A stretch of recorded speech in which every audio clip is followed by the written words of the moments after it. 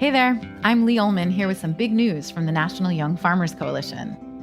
We're partnering with Heritage Radio Network on a special season of The Farm Report.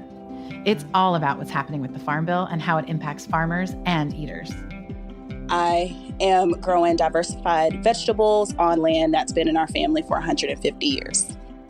And so with the pandemic, gentrification, property values going up, we had to sell the land and we lost it. Join us as we uncover the untold stories behind this massive piece of legislation that shapes how we grow our food, what we eat, and so much more. The problems we have had, those are things that come from earlier Farm Bill and USDA policy, right? Like Earl Butz, get big or get out. You know, it's my responsibility to know not only what I'm eating, but then like how that all came to be. And realize like, wow, like this piece of legislation, all this money, like it's technically something that I support as a taxpayer. While Congress debates the next Farm Bill, this is not just an invitation to listen. It's a call to action. Be part of the conversation. Subscribe to the Farm Report on Heritage Radio Network, wherever you listen to podcasts. You're listening to Heritage Radio Network. HRN is food radio supported by you. Learn more at heritageradionetwork.org. This episode is brought to you by Roberta's, home of Heritage Radio Network for 10 years. Learn more about Roberta's at robertaspizza.com.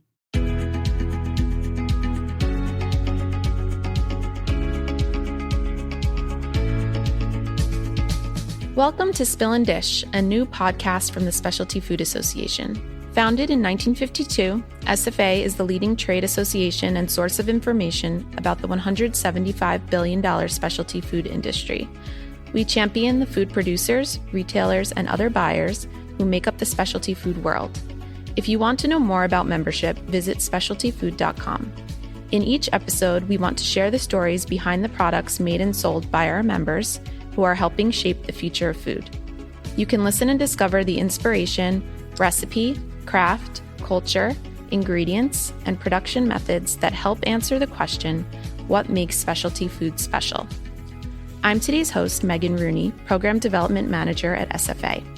We're excited to bring you today's episode and so happy to be working with Heritage Radio Network, a nonprofit podcast network covering the world of food, drink, and agriculture, and expanding the way eaters think about food.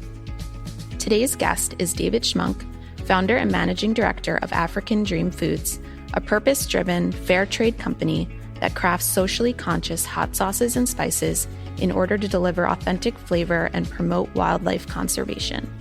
David is the recipient of the 2023 SFA Leadership Award for Emerging Leader.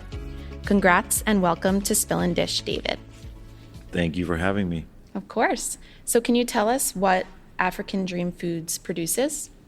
So we have right now 8 flavors of hot sauces, and not all of them are hot. Some of them are just for the main market. One's a barbecue sauce, one's a sweet sauce.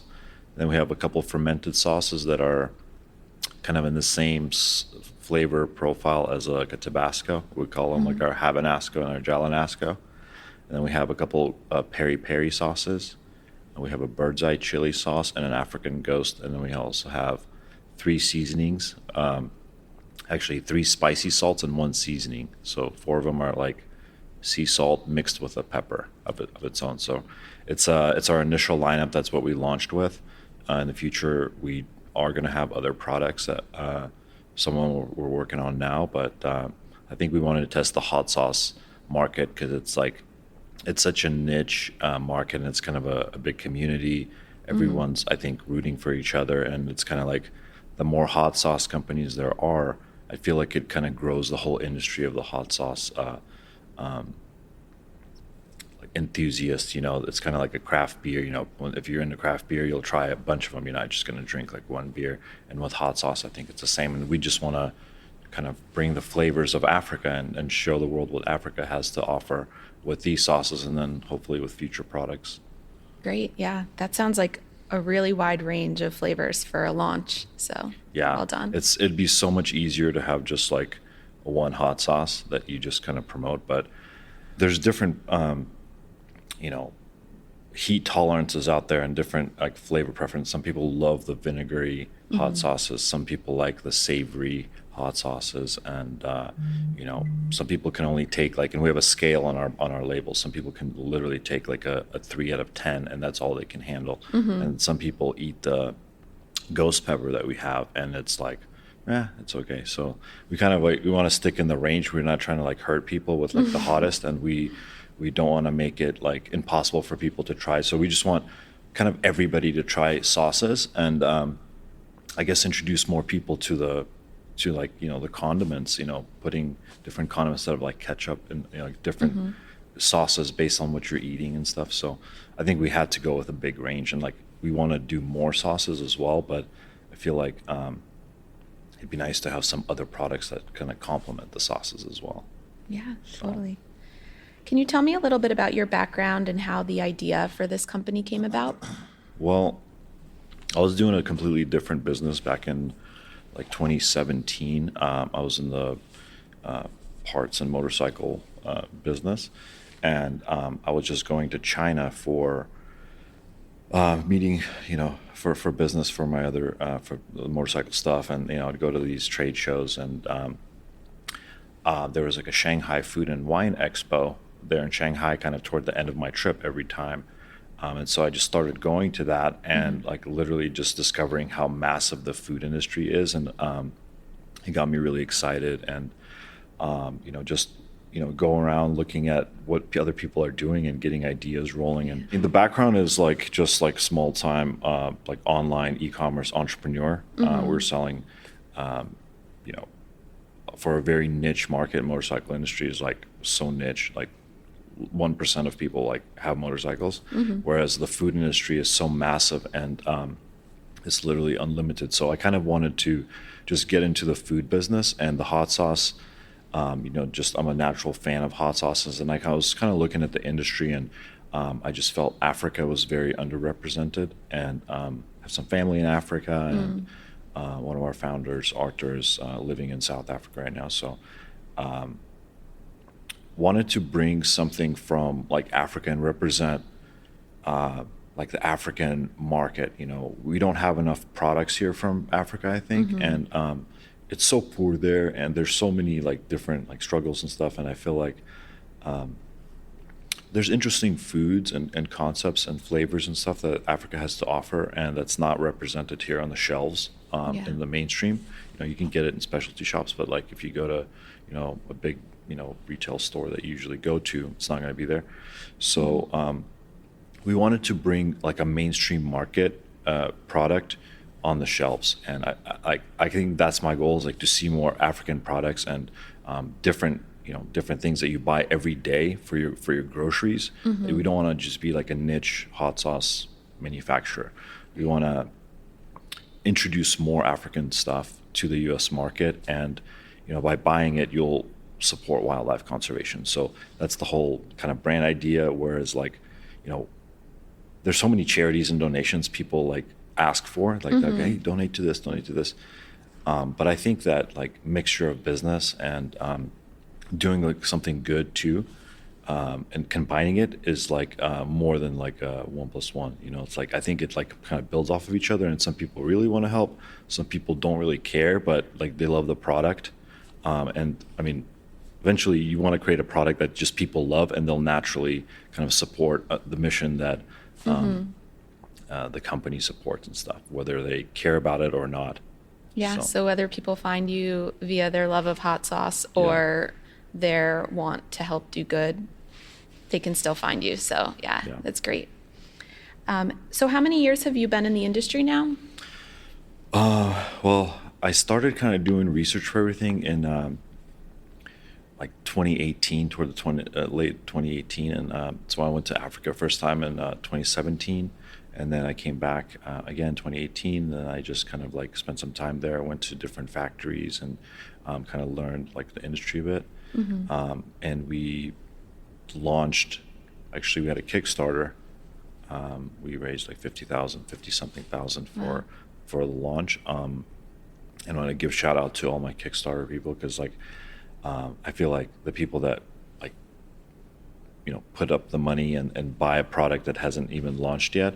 Like those guys are really great, and like they're part of the reason where new brands come about and stuff. There's other launches on Kickstarter, but so we launched that on Kickstarter officially. We shipped in March or in the summer. We had like a dual rollout of we shipped the product probably in May of 21. So like just about a year and a half. And actually SFA last year was our first food show. So great. Yeah, this is our second SFA show, and I think it's really great. Cool. Yeah. Awesome. Now, the flavors that you're using in your sauces and your products, they're definitely not your typical flavors that you would experience here growing up. Did your parents encourage you to try new foods? Where did your love of foods really come from? I wouldn't say my parents encouraged us to try new foods. We're like, I was born in the former Soviet Union, so we immigrated here when I was 7. So we ate my mom's cooking basically until like I was in high school and stuff. And it's really, she's a great cook, and I enjoy her food still. Like going back for Thanksgiving, it's the best. But I wouldn't say at all like they encouraged us. Like I think trying new foods and stuff like comes from traveling, which I enjoy, and like seeing what other people are eating and how they're eating, and even going to like food shows. I think it's like such a great way to see what other people in other countries are doing, get ideas and stuff. And so I think the love of I think it's more like, I don't know if it's the love of food. I do love hot sauce, but it's more like, I don't know. Curiosity. Curiosity, and seeing if this idea will work, to be honest. Like I had a goal in mind, like I'll spend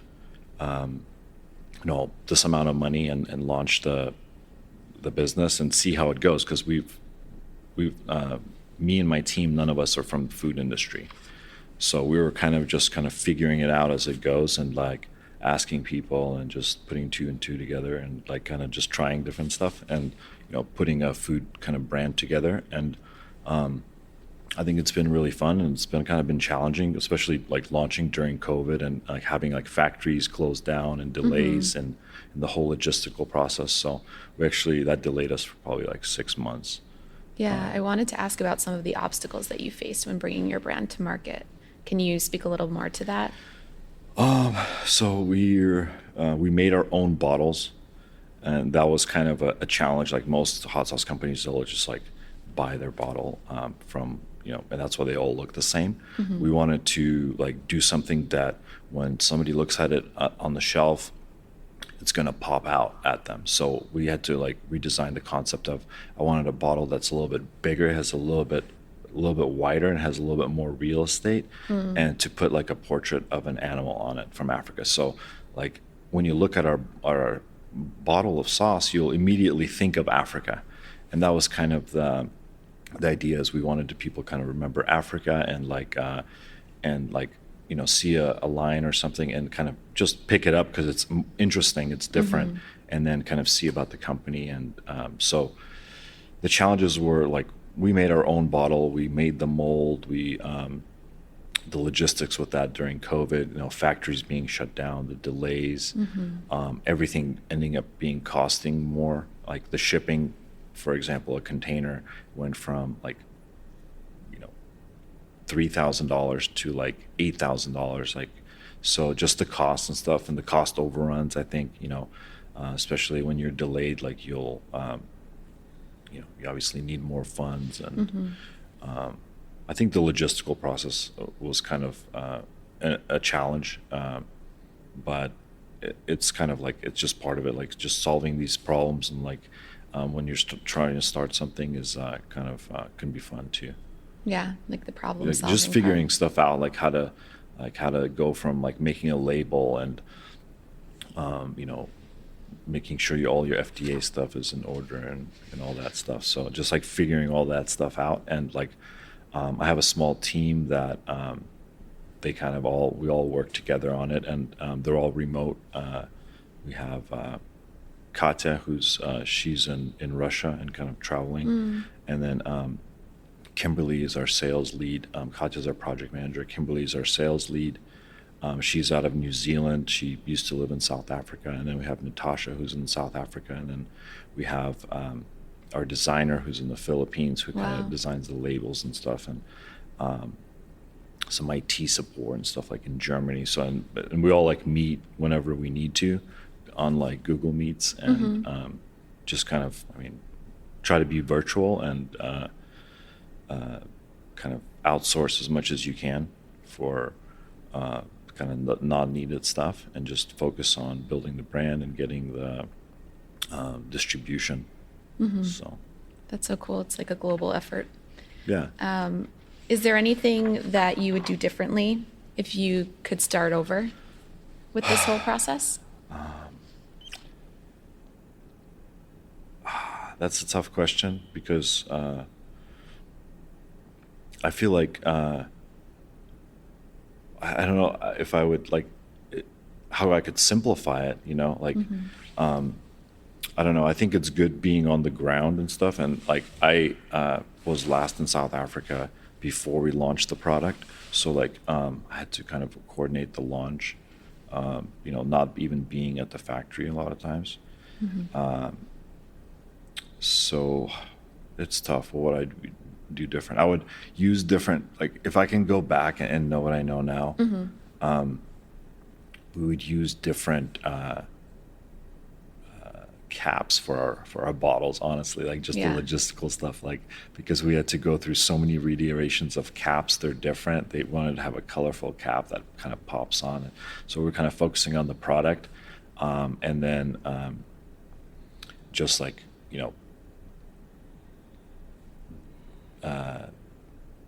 about the caps, they're not perfect for all the sauces, and so we had to redesign the bottle again. We had to make kind of some small modifications and then redo the caps. And so we just like trial and error and stuff. You use the wrong material or something, and then you basically have to redo it, and the cost overruns on that. So but it's kind of I think the product should get better over time too, and your packaging should get more tight and everything, and that, I think that happens over time. But I guess not knowing certain things and having to redo it, and just it's costly. Yeah. But what would I do differently? I don't know, because our goal was to launch this product and start going to food shows and getting it out there, and we had to. Since COVID, all the food shows were basically canceled, and we were actually going to the New York one. That was going to be our first one, and it canceled kind of last minute. Yeah. So having to transition to a B2B model to get out there and get recognized. So launching on Amazon and Walmart.com and our website, kind of getting that more focusing on that. So I don't know if that could have been avoided, because it was just circumstance what happened, but. I don't think I would do much different. I would just probably, I wish I just knew more things that you just kind of learn along the way when you're launching for the first time. Yeah. Yeah, no, that's great. What was the biggest surprise about getting involved in this food trade, in specialty food? Was there anything that struck you as a surprise? Yeah, kind of when you look at the food industry and you're kind of when you're buying stuff at the grocery store, and I don't know, most of the time you imagine it's a big company, or you kind of just the people behind it. I think it's really interesting. A lot of these are literally two people brands and stuff, husband and wife making honey or whatever. Yeah. And, kind of businesses that they started and their passion and stuff. But just, I don't know, it's just kind of getting to know the people around you in the booth and stuff, and kind of what they're doing and stuff. I don't know, kind of you see the personal side of it, and it's separate from the brand, but also their love for the brands. They really care about trying to, it's their baby and stuff. And so it's I don't know if that's surprising, but it's kind of it's kind of cool to kind of observe. Yeah, no, it's so nice how the brands are kind of humanized, and you kind of become a fan of all of the brands in general, just because you know that people are so invested and they care so much. Yeah, and you kind of like, like it's a struggle and stuff sometimes, especially if you're small, and kind of like so. And it's fun to see like their passion and stuff for their brand. Yeah. So going back to flavors and different kinds of products, where do you find inspiration for the new flavors and the products? I think, honestly, at food shows, it's like the best place to actually get ideas and see what people are doing, kind of what the trends are. Like just ideas about how creative people are with packaging and stuff like that. And so I think that's kind of the inspiration, seeing other people, kind of what they're doing, and kind of like, you take some ideas from here, and then you kind of just observe the market and you see kind of where it will be at, or what people want, and kind of try to figure out if your idea is going to be what they actually want and stuff.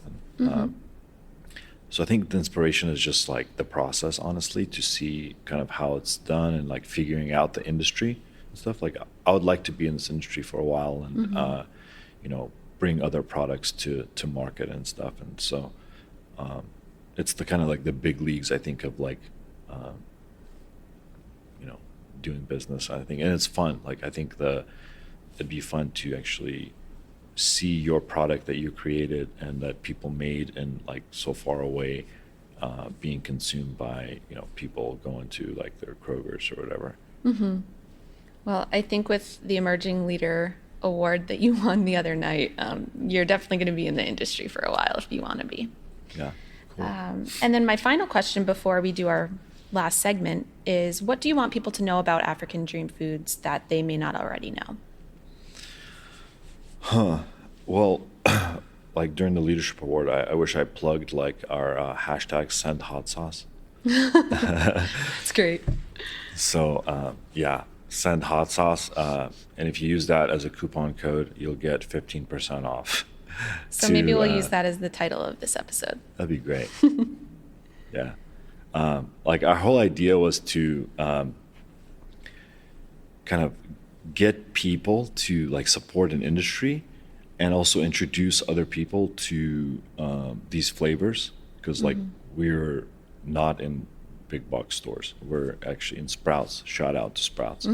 But I'm sure we'll get there. But I wanted to get people to give these hot sauces to their friends, and like the product's very giftable. Like it's something you can take to like a dinner party, or you can bring a chef's bottle to a dinner party instead of like a bottle of wine, and it gets the conversation going if you're eating food. And so like we were kind of focusing on the Send Hot Sauce hashtag, that they can tag their friend or whatever, and just like buy a product and send it to their friend, and then their friend can like tag somebody else and do it. So it's really made for sharing. I guess what I would say, like the sauces are made for sharing and for conversation, and for enjoying it with food.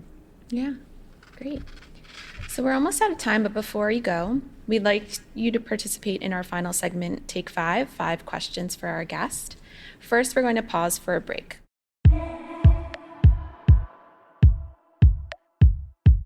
This episode is brought to you by Roberta's, home of Heritage Radio Network for 10 years. Roberta's was founded in Bushwick in 2008 and has become one of the most iconic restaurants in the country. HRN made its home inside of Roberta's in 2009, and together they have become part of the DIY fabric of the neighborhood.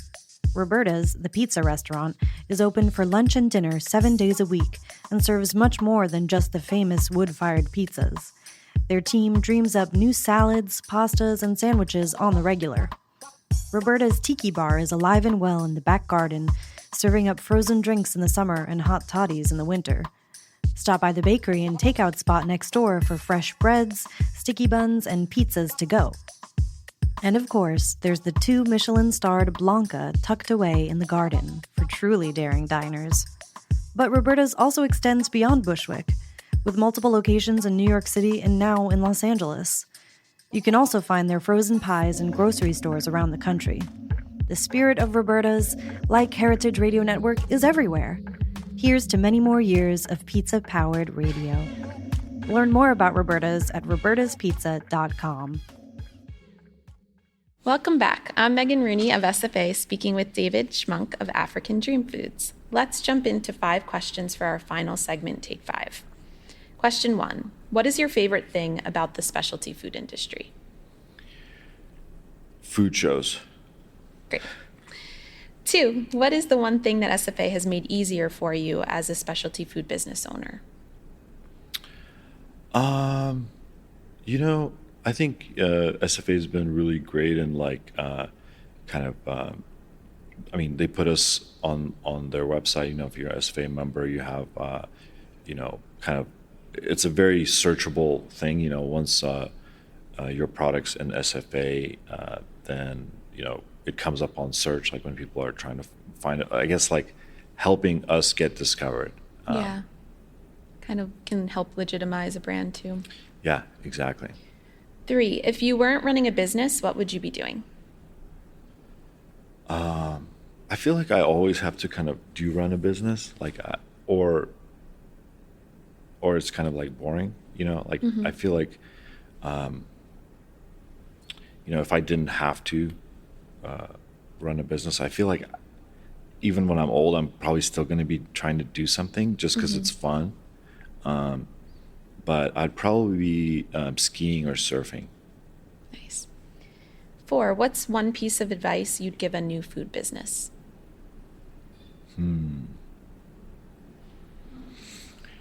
I would say be realistic with expectations and don't expect it to be really fast. I feel like I thought that we would grow way faster. Just it takes time to get into these stores. They have a review period, and they'll consider the brand. Sometimes they'll see you at the food show, and they'll kind of get the conversation started, but they're kind of just feeling you out. And so keep going to food shows and just getting out there and try to get the brand out there as much as possible. But don't expect it to be like a super fast process. It takes time. And good things take time, I think. Totally. And then our final question, how do you define specialty food? I guess food that's not that mainstream yet, that's trying to make it, like startup brands that are trying to make it. And some of them have made it or in the process of being made, I guess. I like that. That's great. David, thanks again for speaking with me today. Before we go, please tell everyone where they can find you. You guys can find us at Sprouts in California and soon in all of the Sprouts in the U.S. And Amazon and our website, africandreamfoods.com. Great. You can find out more about this show at specialtyfood.com and heritageradionetwork.org, and remember to follow wherever you get your podcasts. Come back often to get to know the people who are shaping the future of food. And if you are in the food industry yourself, consider becoming a member of SFA by visiting our membership section on specialtyfood.com. Special thanks to African Dream Foods and to Heritage Radio Network, the world's pioneer food radio station. This is Spill and Dish, a Specialty Food Association podcast. Spill and Dish, a Specialty Food Association podcast, is powered by Simplecast. Thanks for listening to Heritage Radio Network, food radio supported by you.